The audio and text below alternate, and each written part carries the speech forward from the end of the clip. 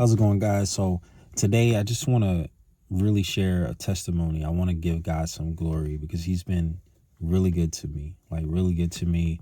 There's seasons of my life that are up and down, but there's these moments that I have to testify about because, what's the point of holding the testimony to myself when it can encourage somebody else?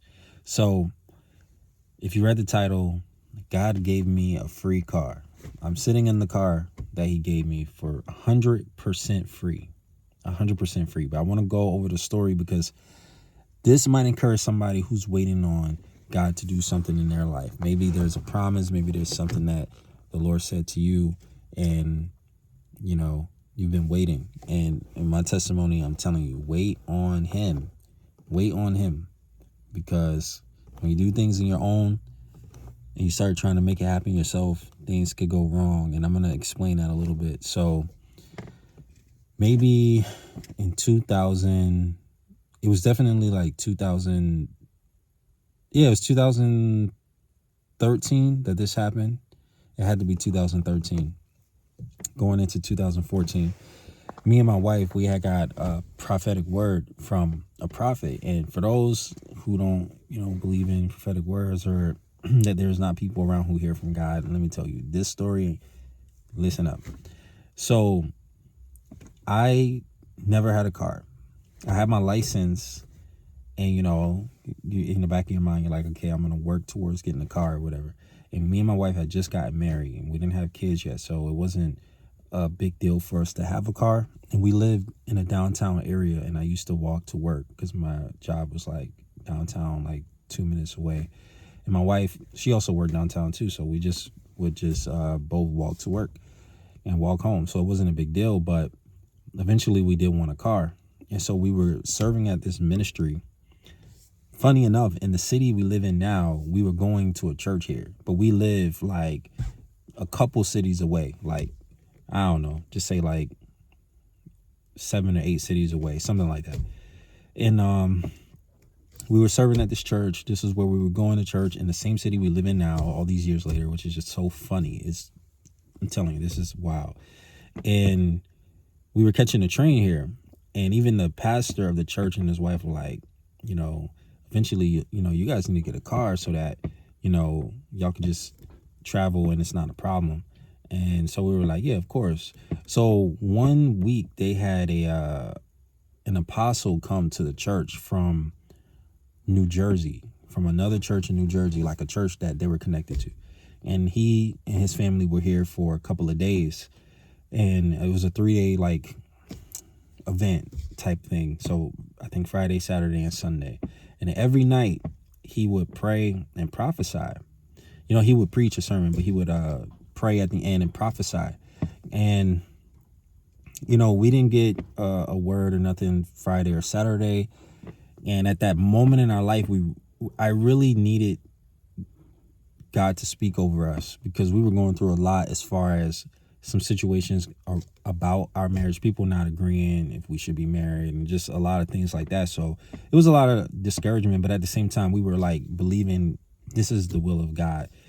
And let me tell you, on Sunday night, we were the last people he prayed over. He called us up, and this man of God, I say man of God, because this man is a man of God. And it's not just because of accuracy. It's just blessed man. And he doesn't even carry himself like you would think that God even speaks to him like that. But the last people he prayed over were us, and he called us up and he started talking about some things that were going on, actually, that, the discouraging situations. And he was like naming and describing people, like it was just crazy. And, my wife, she, it hit her hard and it hit me hard as well. But I was just like, regardless of whatever happens, like we're standing in this marriage, like it don't matter what people say. And all of a sudden he goes into some other things about me having a career, like providing more for my wife, and we didn't have kids yet, so just being more sustained. And then he said that God was going to give us a free car. He described the car. He said it's going to be a white car. He said it's not going to be a new car, but he said it's going to be a new used car, like a car that's not too old, not too new. And so I believed it. I'm like, of course, like, God, let it happen, Jesus. Let it happen, my Father. Give me the car, man, you know. So I just believed the word of the Lord. And the next day I had to walk, I walked to work, and I'm like, man, who gonna give me this car? Like, I'm literally walking to work thinking about the prophecy and everything that happened that night before. And I'm like, man, I really, like, if I get a car for free, that's like it's like movie stuff to me. Like, that isn't happening. I didn't have a car ever. Like, I didn't have a car as a teenager. Like, I got my license, I think, when I was like 20, and I didn't know where a car would even come from. Like, it would have to be a miracle. Like, that's the type of situation I was in. So the fact that we did eventually get one, it's a miracle, because there was no possible way that we would have gotten a car that quick. We might have gotten one, but not that quick. So what happened was, I put it in the back of my mind, because as the days and weeks went by, I was like, man, nobody's going to give me a car. So I was like, I guess I'm going to have to wait for this, for some time. And then I got a new job at a hotel, but I was working in my first job. So I was working these two jobs, and I applied for another job. So I was working three jobs, but I was making good money. Like, I was making a lot of money. Like, I was getting a check like every week, sometimes twice a week, because I was working three jobs. I just wanted to like save up, and my wife was working, so we had 4 streams of income. And I was getting tips at the hotel, because I was working in a restaurant and helping out the bartender a little bit. So I was making a lot of money, and I wasn't thinking about, I had the money if I wanted to buy a car, but I wasn't even thinking about that. Like, I was like, God's going to give me a car. Like, I'm focusing on the Lord. So I built some relationships with some people in the hotel, and there's this one guy who he really liked working with me.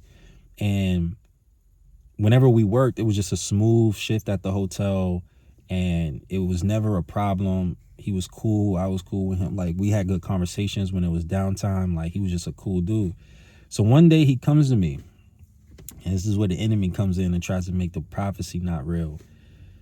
One day he comes to me, he's like, yo, you've been such a good friend to me. He said, man, I really enjoy working with you. I have a car that I would like to give you.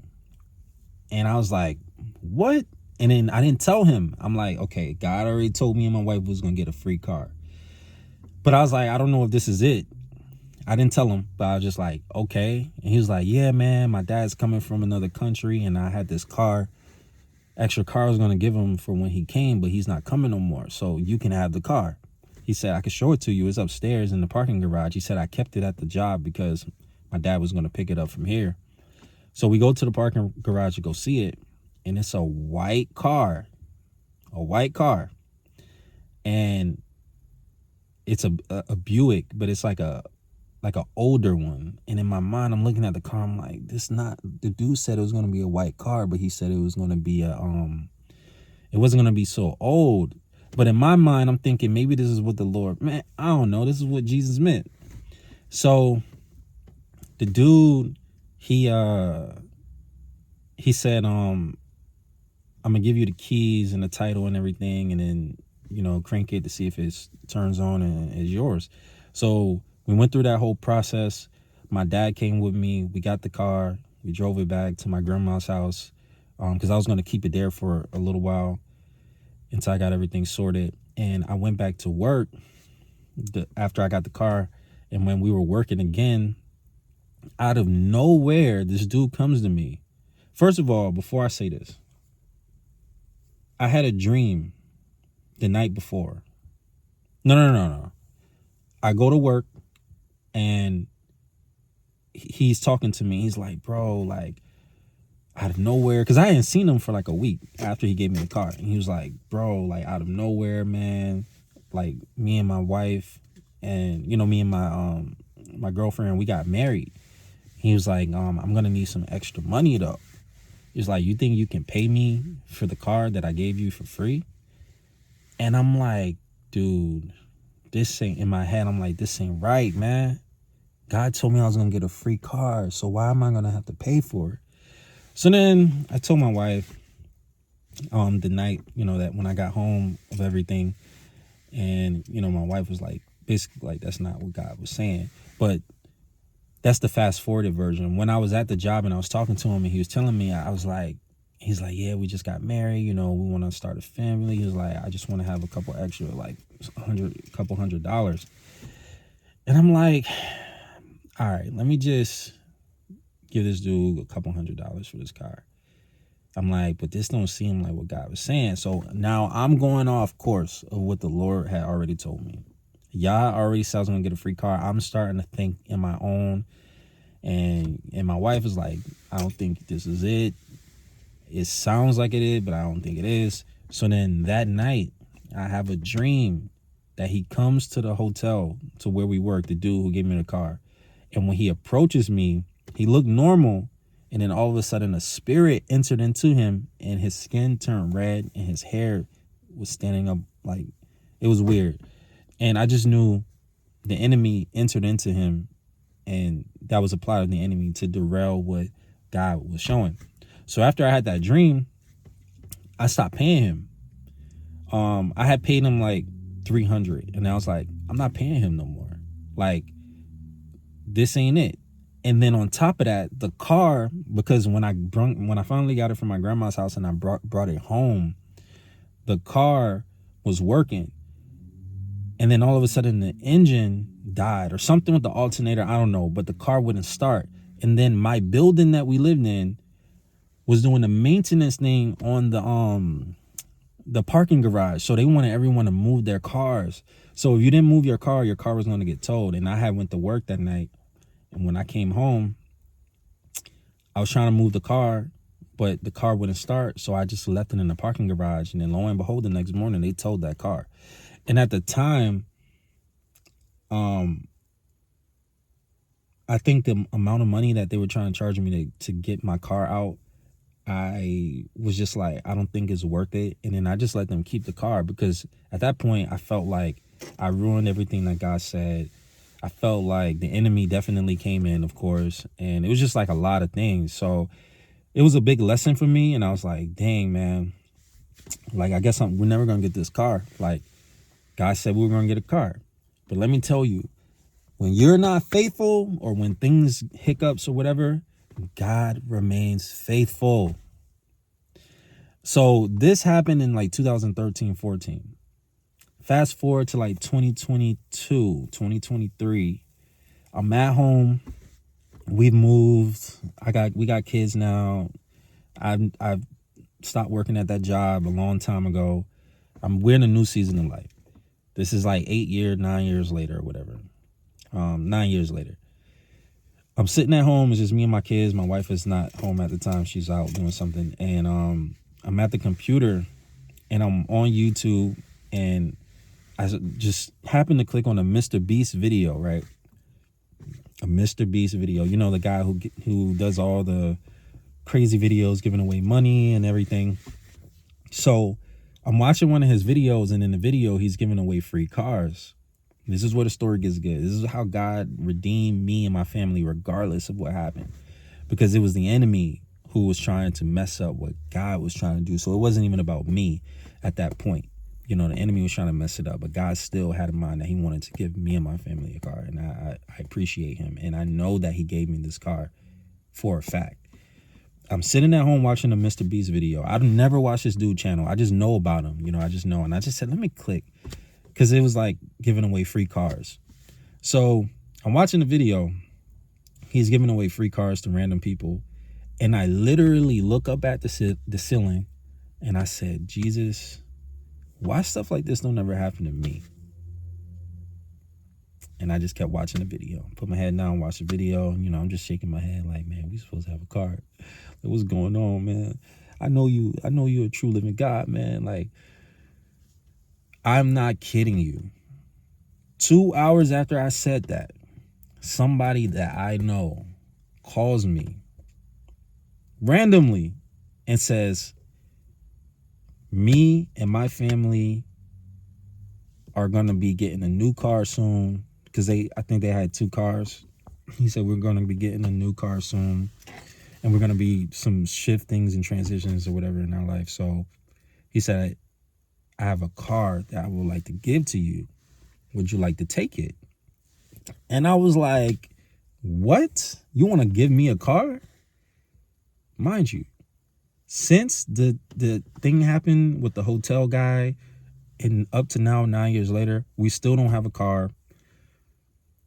We basically didn't have enough money over these years to even sustain. It wouldn't have even made sense for us to have a car when I look back in retrospect. Like, whatever. So we didn't have a car. I'm working different jobs where I am now, traveling. I'm catching a bus. I'm not just walking to work anymore, you know. So I'm out and about. And we had just started